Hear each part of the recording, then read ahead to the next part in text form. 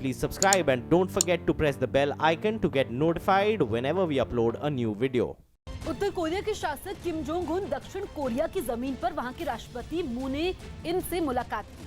1953 के बाद ये पहला मौका है जब उत्तर कोरिया का कोई शासक दक्षिण कोरिया पहुंचा।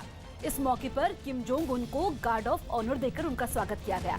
दक्षिण कोरिया के राष्ट्रपति से मिलने के बाद किम उनके साथ पैदल ही उत्तर कोरिया की सीमा में दाखिल हुए और कुछ दूर तक चलने के बाद दक्षिण कोरिया की सीमा में लौट गए। दोनों देशों के नेताओं के बीच शिखर वार्ता भी होगी और उम्मीद की जा रही है कि इस वार्ता में परमाणु कार्यक्रम पर रोक लगाने पर चर्चा की जाएगी।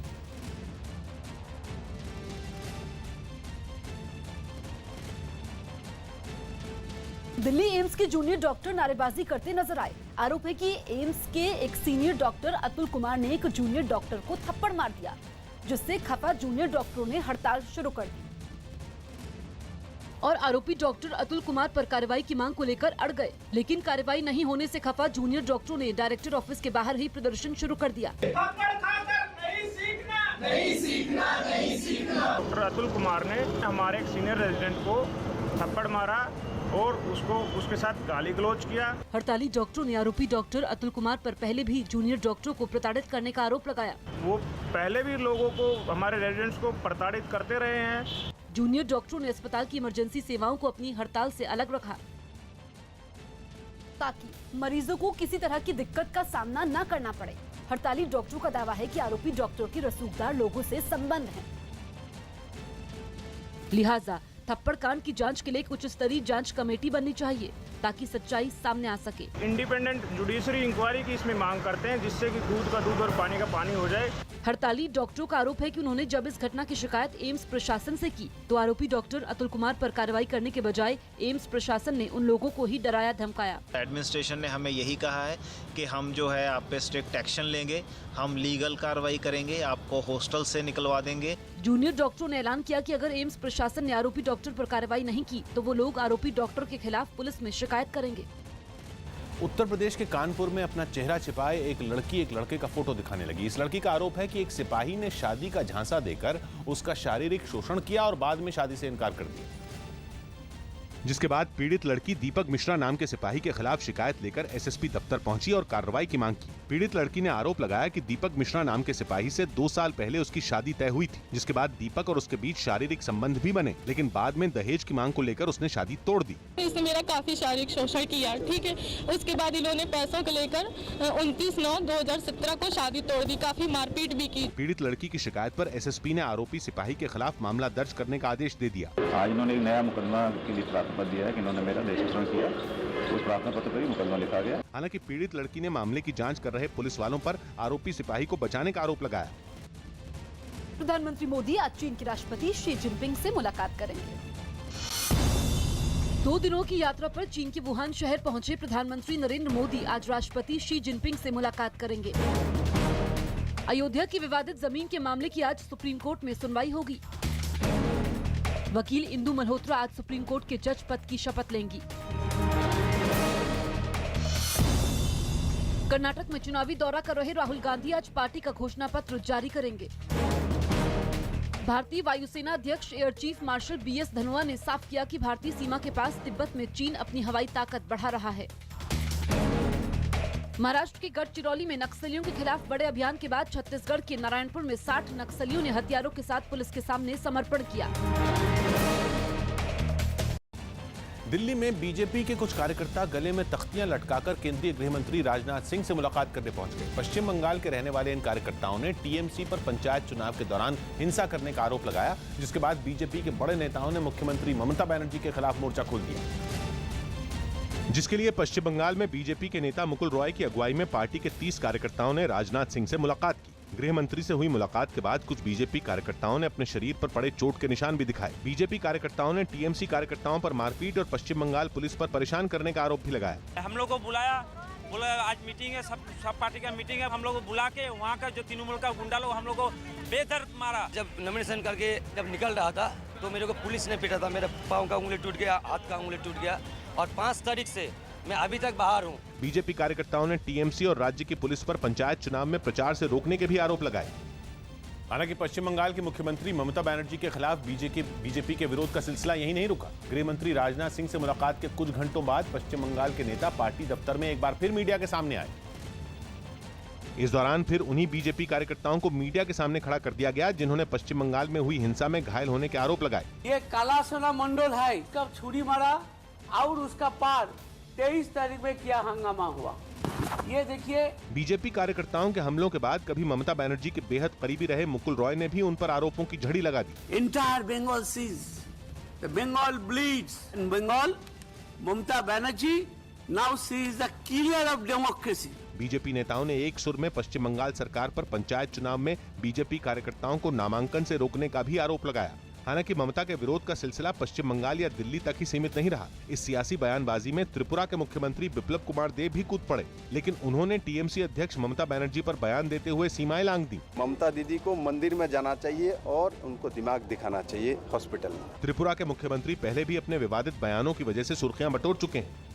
लिहाजा बिप्लब कुमार देव की ममता बनर्जी को अपने दिमाग जांच कराने की सलाह कई विपक्षी दलों को नागवार गुजरी। एनसीपी ने त्रिपुरा के मुख्यमंत्री के बयान पर सख्त ऐतराज जताया और उन्हें राजनीतिक विरोधियों के खिलाफ संभलकर बोलने की नसीहत दे दी। ये बच्चे हैं राजनीति में और उनको बहुत बड़ी जिम्मेदारी मिली है, पहले उनको अपना इलाज कराना चाहिए। एनसीपी ने दावा किया कि इस तरह के बयानों से जनादेश का भी अपमान होता है।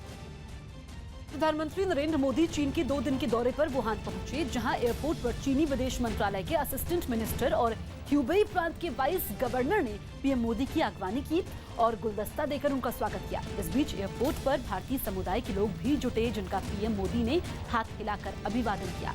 इस बीच भारतीय लोगों ने भारत माता की जय के नारे लगाए। आज प्रधानमंत्री मोदी का चीन के राष्ट्रपति शी जिनपिंग से मुलाकात का कार्यक्रम है।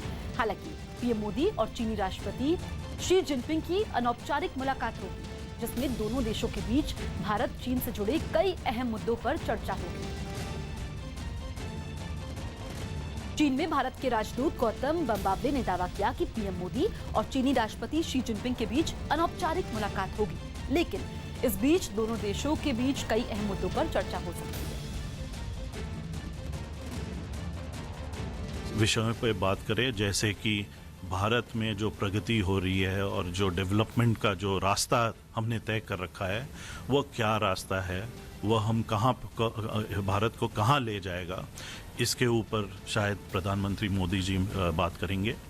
और राष्ट्रपति शी जिनपिंग भी शायद यही बात करेंगे कि भाई चीन किस रास्ते पे है और कहाँ तक वो उनको चीन को ले जाना है डेवलपमेंट और रिफॉर्म के रास्ते पे। ये भी बात हो सकती है कि भाई आज के युग में और आज के जो नए और जो डेवलपमेंट्स हो रहे हैं राष्ट्रीय स्तर पर और अंतर्राष्ट्रीय स्तर पर, इस मामलों में और इस मुद्दों पे बात हो सकती है। यूपी के शामली में एक पुलिस वाले के साथ खड़ा एक आदमी नगाड़ा बजाने लगा। नगाड़ा बजा रहे इस आदमी के जरिए पुलिस ने पूरे इलाके में मुनादी की और जिन अपराधियों की गिरफ्तारी का वारंट कोर्ट से जारी हुआ है, उन्हें सरेंडर करने की चेतावनी दी। फरार अपराधियों की जानकारी के लिए पुलिस ने इलाके के लोगों से भी मदद की अपील की। सुनो सुनो सुनो, मोहल्ला गुजरातियान के रहने वालों सुनो। साथ ही पुलिस उन घरों में भी गई जिन घरों से अपराधियों का ताल्लुक है। इससे हम ये उम्मीद कर रहे हैं कि इतना सामाजिक दबाव बनेगा कि वह व्यक्ति या तो खुद हाजिर हो जाएगा या तो अपने आप को पुलिस के पास सरेंडर कर। पुलिस ने चेतावनी दी कि अगर वक्त पर कोई अपराधी कोर्ट में पेश नहीं होता है या फिर सरेंडर नहीं करता है तो उसके घर की कुर्की की जाएगी। अमेरिका की एक कंसल्टेंसी कंपनी की रिपोर्ट में दावा किया गया कि ट्रैफिक जैम की वजह से भारत की अर्थव्यवस्था को भारी नुकसान हो रहा है। बीसीजी यानी बॉस्टन कंसल्टिंग ग्रुप ने यह रिपोर्ट भारत के 4 महानगरों में ट्रैफिक का सर्वे करने के बाद तैयार की, जिसमें दावा किया गया कि दिल्ली, मुंबई, बेंगलुरु और कोलकाता में ट्रैफिक जैम की वजह से अर्थव्यवस्था को करीब 1.5 लाख करोड़ रुपए की चपत लग रही है, क्योंकि पीक आवर्स यानी सुबह 7 बजे से 9 बजे तक और शाम के 6 बजे से 8 बजे तक सड़कों पर गाड़ियों की तादाद बढ़ जाती है, जिसकी वजह से रास्तों पर ट्रैफिक जैम लग जाता है और लोगों को अपनी मंजिल तक पहुंचने में 1.5 गुना ज्यादा वक्त लगता है और इस दौरान गाड़ियों में ईंधन की खपत भी बढ़ जाती है। इस रिपोर्ट में दिल्ली और बेंगलुरु के मुकाबले कोलकाता में हालात ज्यादा खराब होने का दावा किया गया है। हालांकि दिल्ली में सबसे ज्यादा करीब 1 करोड़ रजिस्टर्ड गाड़ियां हैं, लेकिन अच्छी सड़कें होने की वजह से दिल्ली में हालात थोड़े बेहतर हैं। यही वजह है कि दिल्ली के लगभग 45% लोग अपनी गाड़ियों से आना जाना पसंद करते हैं। उत्तर प्रदेश के अमरोहा में एक घर में कुछ लोग मुख्यमंत्री योगी आदित्यनाथ के ऊपर फूल बरसाते नजर आए। सीएम योगी आदित्यनाथ वहां एक दलित के घर खाना खाने पहुंचे थे और यही वजह थी कि दलित परिवार ने सीएम योगी आदित्यनाथ का गर्मजोशी से स्वागत किया। सीएम योगी ने पहले पानी से हाथ साफ किए और फिर खाना खाने के लिए जमीन पर बैठ गए। कुछ ही देर में मुख्यमंत्री के लिए खाने की थाली लगाई गई और खाने से पहले उन्होंने हाथ जोड़कर नमन किया। इस बीच सीएम योगी के साथ उनके कैबिनेट के सहयोगियों ने भी जमीन पर बैठकर खाना खाया। खाना खाने के बाद सीएम ने खाने की तारीफ भी की। सीएम योगी ने दावा किया कि उनकी सरकार दलित समाज को मजबूत करने का काम कर रही है। सामाजिक भेदभाव को, छूत को कैसे कोई मान्यता दे सकता है?